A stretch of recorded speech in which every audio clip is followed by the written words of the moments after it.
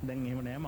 සනීප වෙලාම වීඩියෝ එකක් දානවා කියලා හිතුවට මෙන්න මේව දැක්කහම වීඩියෝ එකක් නොදා බැරි වුණා. ඒ තමයි හැමෝටම අර වනචාරිය කී අපහාස කර යන ඒ වගේම තමන් හැමදේම දන්නවා කියලා පෙන්වන්න හදන අති පඬිත ගොරකෙක් ඉන්නවා ලාල්කාන්ත කියලා. එන්න එතුමා ප්‍රකාශයක් කරලා තියෙනවා මෙන්න මෙහෙම මම දැක්ක නිවුස් බුලටින් එක මේ ඒක තමයි මේ දාන්නේ.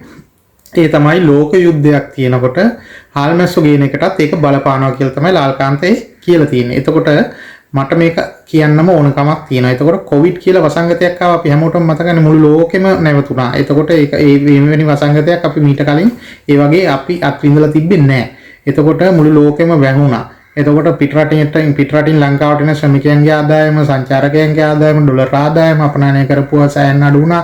ඉතින් ඒ වගේ ප්‍රශ්න නිසා ලංකාවේ ඩොලර් සංචිතය හිඟ වුණා. මොකද තෙල් ගේන්න, බේත් ගේන්න, ගෑස් ගේන්න මේ හැම දෙයකම ඩොලර් වියදම් වෙන නිසා. ඒ නිසා තමයි මේ ආර්ථික අර්බුදය ඇති වුණේ කියලා මොලේ තියෙන එකෙක් දන්නවා.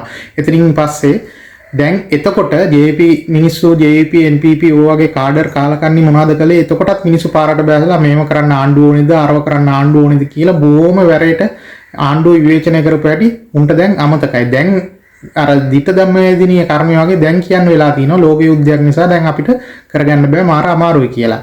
ඉතින් ඒ කාලේ ලාල්කාන්තල වගේ කට්ටිය කටින්ද දැන් එතකොට ලාල්කාන්තල වගේ කට්ටිය පස්සට ඇත්තින්ද කතා කරන්න කියලා මට දැන් අහන්න කැමතියි.